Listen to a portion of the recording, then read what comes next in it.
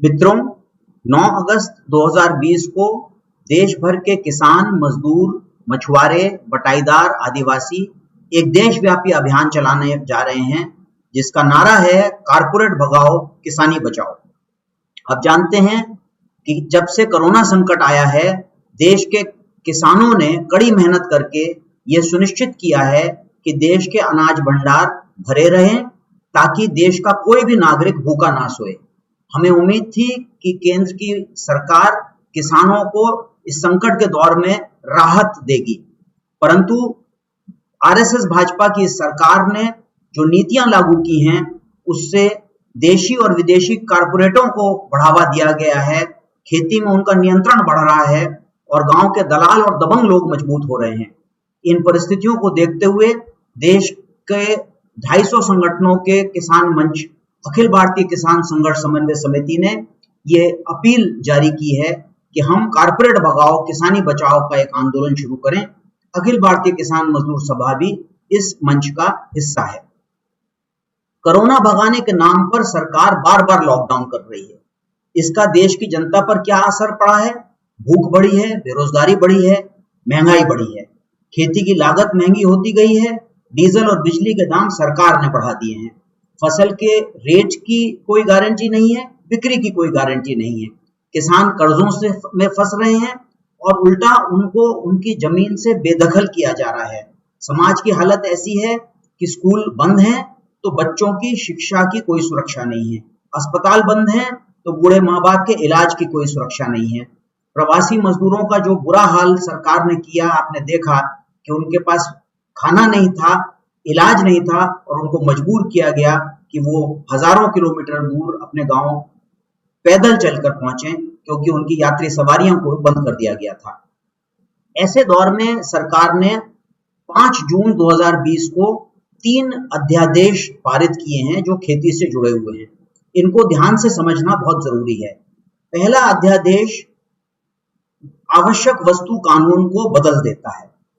सरकार इससे कानून के तहत जो जीवन के लिए आवश्यक वस्तुएं थी उनकी बिक्री और उनकी उपलब्धि की गारंटी करती थी, पर सरकार ने अभी तय किया है कि जितने भी अनाज हैं, दलहन हैं, तिलहन हैं, आलू और प्याज, इनको अब आवश्यक वस्तु नहीं समझा जाएगा, यानी इनकी उपलब्धि और रेट की कोई गारंटी सरकार नहीं करेगी।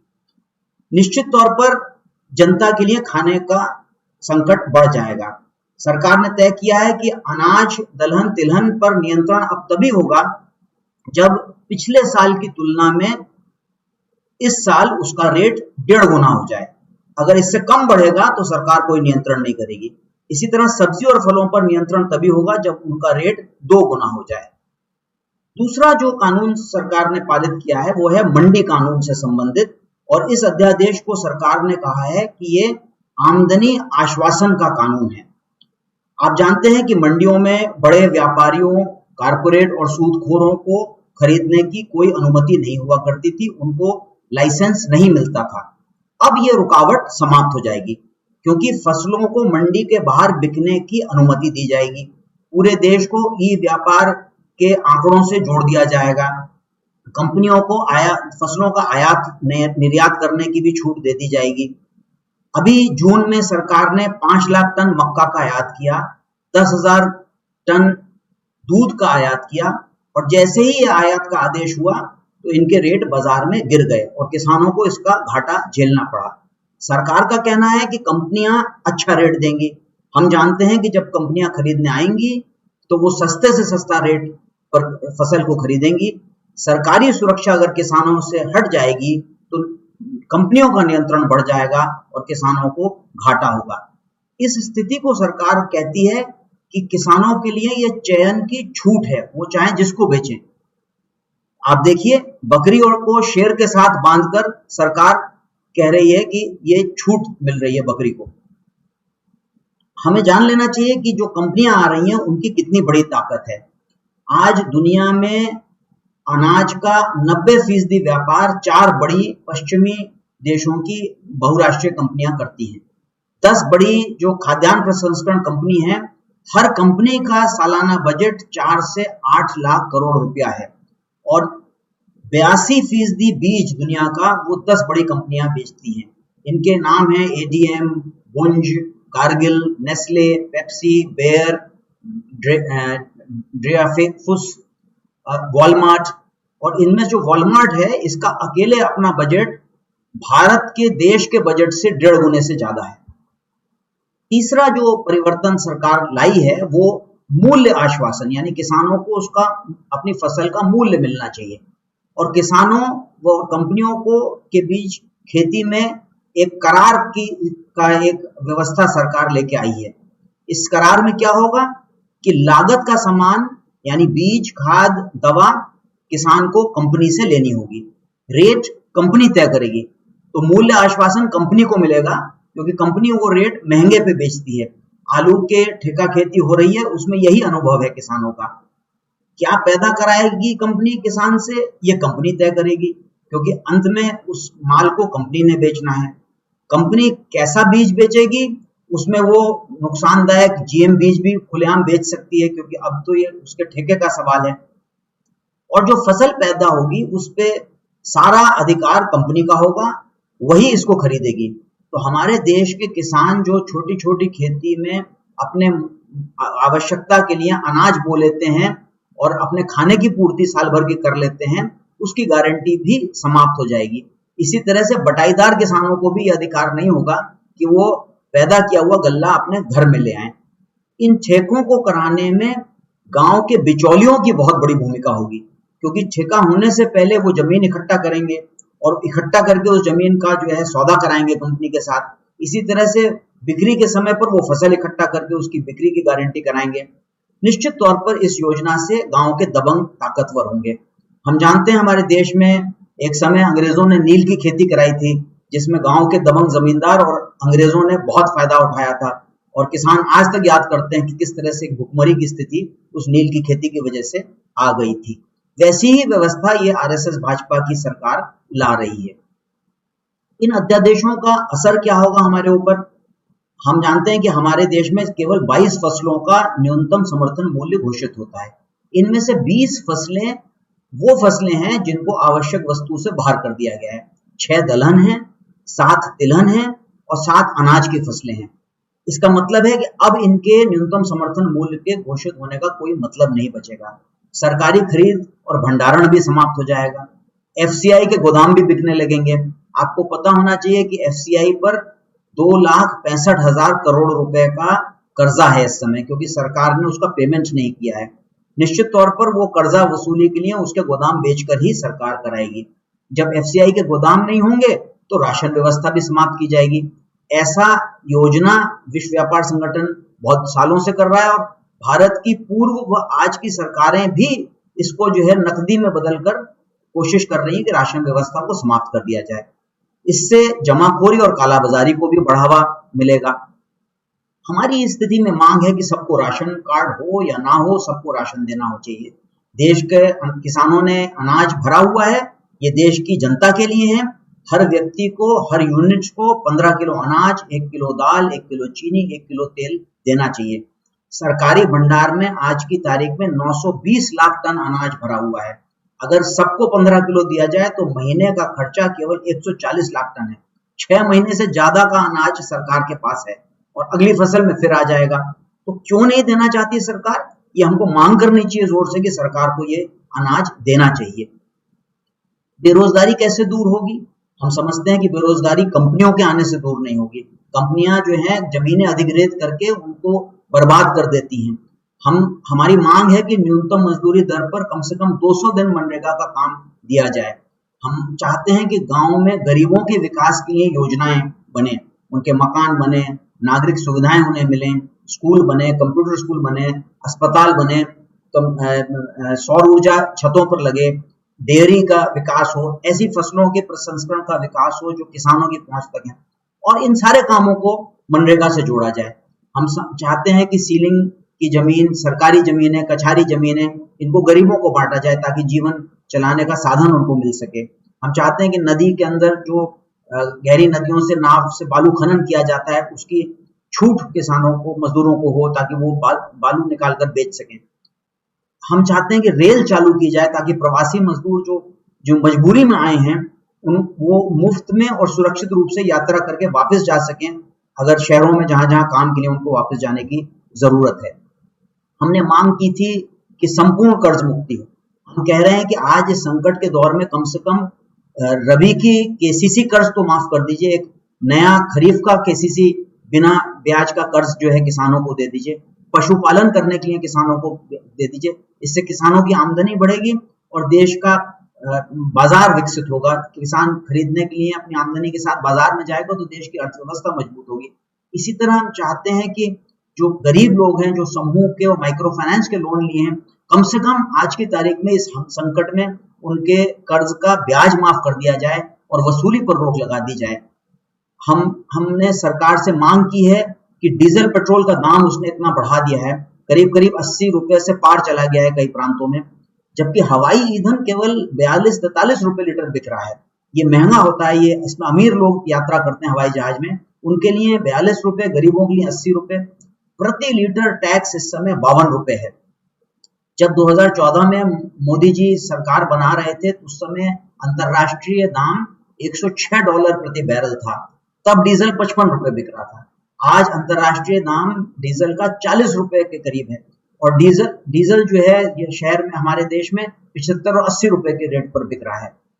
इसी तरह से सरकार ने एक नया बिजली कानून लेके आई है 2020 का, जिसमें उसका कहना है कि सारे स्लैब समाप्त हो जाएंगे और अब 10 रुपए यूनिट से ऊपर से बिजली की वसूली का रेट होगा और किसानों के लिए जितनी भी छूट दी गई थी वो तमाम चीजें वापस की जाएंगी। हमारी मांग है उनसे कि इस संकट के दौर में जितना दिन लॉकडाउन चला है, पूरे देश को आपने लॉकडाउन कर रखा था, गरीबों के लिए, दुकानों के लिए, छोटे उद्यमियों के लिए कम से कम कोरोना अवधि का बिल तो सरकार को माफ करना चाहिए। हमारी ये भी मांग है कि सरकार बच्चों की पढ़ाई बर्बाद ना करे, बच्चों के संकट, कोरोना के संकट से बचने के लिए उन्हें मास्क बांटा जाए, स्कूल में सैनिटाइजर रखा जाए, हाथ धोने का प्रबंध रखा जाए, कम संख्या में शिफ्ट में पढ़ाया जाए। लेकिन स्कूल बंद करना कोई अकलमंदी नहीं है, पूरा भविष्य बर्बाद हो जाएगा।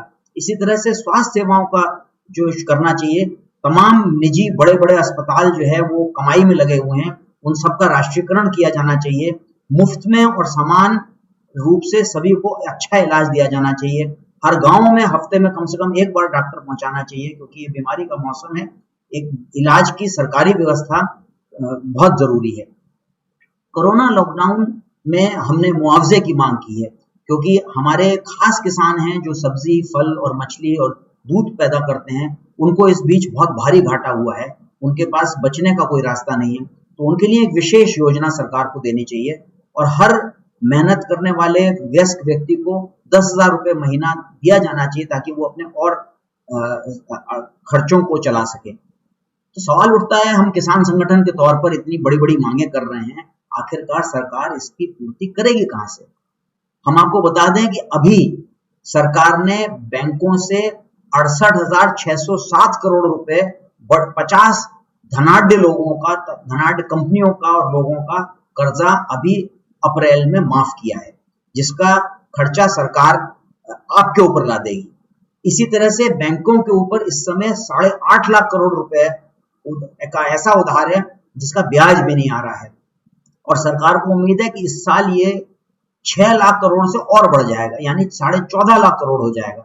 ये सारा पैसा जब बैंक नहीं वसूल पाएंगे तो बैंक को संकट से बचाने के लिए सरकार आपके ऊपर टैक्स लाद कर और ये पैसा बैंकों में सरकार जमा करेगी पूंजीपतियों की तरफ से। तो जब इतनी बड़ी रकम जो है कंपनियों के लिए और विदेशी कंपनियों के लिए खर्च की जा रही है, तो हमारी तो मांग है कि इसका थोड़ा हिस्सा किसानों को दे दीजिए, उनका संकट हल हो जाएगा। लॉकडाउन का क्या मकसद था, हमको ये समझना जरूरी है, क्योंकि लॉकडाउन से कोरोना नहीं रुक रहा है। कोरोना के रोकने के दूसरे तरीके हैं। लॉकडाउन का मुख्य मकसद है कि छोटे धंधे चौपट हो जाएं, खेती चौपट हो जाए, मैन्युफैक्चरिंग चौपट हो जाए, मजबूर होकर ये बड़ी बड़ी कंपनियों का उपांग बन जाए, वितरण प्रणाली में छोटे कामगार समाप्त हो जाएं, व्यापार में बड़ी कंपनियों का कब्जा हो जाए, स्कूल अस्पताल भी बंद हों और छोटे कामगार भी बंद हों। हम देख रहे हैं कि हर जगह बड़ी कंपनियों का ऑनलाइन व्यवस्था से कब्जा हो रहा है, चाहे वो स्कूल की पढ़ाई हो, चाहे वो सामान की आपूर्ति हो। फ्लिपकार्ट और अमेजॉन और वॉलमार्ट ही इस धंधे में कमाई कर रहे हैं और आगे बढ़ रहे हैं। अगर आप इन सवालों पर आवाज उठाते हैं तो आपके प्रदर्शन पर रोक है, आपके ऊपर फर्जी केस लिख जाएंगे, आपके ऊपर जुर्माना कर दिया जाएगा। उत्तर प्रदेश में करोड़ों रुपए का जुर्माना हर रोज जो है पुलिस वसूल रही है। आपको जो है गैंगस्टर कह दिया जाएगा, गुंडा कह दिया जाएगा, आपको आतंकवादी कह के जो है बंद कर दिया जाएगा और आपको देश की सुरक्षा के लिए खतरा बता दिया जाएगा। इसी तरह से बहुत सारे बुद्धिजीवियों को जो विरोध कर रहे थे, सच्चाई को बोल रहे थे, उनको दमन करके उनको जेल में डाला हुआ है। ये है पूरा मकसद पूरे लॉकडाउन का। कोरोना तो एक गंभीर समस्या है, इससे हम कैसे लड़ेंगे? पर हम एक बात देख लें कि 120 दिन के लॉकडाउन में कोरोना लगातार बढ़ता गया है, सरकार इसे रोकने में कामयाब नहीं हुई है। तो इसका मतलब इसके रोकने का कोई और तरीका होगा। सारे वैज्ञानिक डॉक्टर कहते हैं कि इसको रोकने का तरीका है कि सब लोग मास्क पहनकर घूमें। हमारे गांव में कोई मास्क नहीं पहनता। अगर सरकार गांव की बस्तियों में, शहर की बस्तियों में मास्क सिलवाकर बंटवाए मुफ्त में और लोगों को शिक्षित करे तो लोग पहनना शुरू कर देंगे। अगर सरकार जो है बाजारों में, स्कूलों में, अस्पतालों में साबुन और पानी की मुकम्मल व्यवस्था करे तो लोग हाथ धोएंगे, सैनिटाइजर लगाएंगे, बीमारी कम फैलेगी। अगर शारीरिक दूरी का सवाल है तो शारीरिक दूरी लॉकडाउन से नहीं आप ला सकते, क्योंकि लॉकडाउन में तो लोग अपने घरों में बंद हो जाते हैं, छोटे छोटे घरों में। बाजार से आपने थोड़ी बहुत भीड़ छांट दी। आपको हर काम शिफ्ट में कराना चाहिए, कम भीड़ के साथ कराने की योजना बनानी चाहिए। यही शारीरिक दूरी का तरीका है। ये चीजें सरकार लागू नहीं कर रही है। आपको दो संकट ने घेरा हुआ है, एक खेती का आर्थिक संकट ने घेरा हुआ है और एक लॉकडाउन और कोरोना के संकट ने घेरा हुआ है। हमारी समझ है कि इन दोनों से निपटारा पाने के लिए हमको मजबूती से कहना चाहिए कि खेती में कारपोरेट स्वीकार नहीं है, इसको भगाना होगा। किसानी को बचाने से ही देश की अर्थव्यवस्था संभल सकती है। हर गांव में यह नारा बुलंदी से उठाना होगा, खुले में उठाना होगा, शारीरिक दूरी के साथ उठाना पड़ेगा, बड़ी बड़ी सभाएं करके उठाना होगा। तभी देश की सरकार को, अगर हम 80 करोड़ किसान देश के इन मांगों को मजबूती से उठा देंगे तो निश्चित तौर पर हम सरकार की किसान विरोधी और जन विरोधी दिशा को बदलने में कामयाब रहेंगे। मैं उम्मीद करता हूं कि आप सभी लोग इसमें भारी से भारी संख्या में भाग लेंगे। मैं डॉक्टर आशीष मित्तल हूं, मैं अखिल भारतीय किसान मजदूर सभा का महासचिव हूं और अखिल भारतीय किसान संघर्ष समन्वय समिति का केंद्रीय कार्यकारिणी का सदस्य हूं। बहुत बहुत धन्यवाद। इंकलाब जिंदाबाद। लाल सलाम।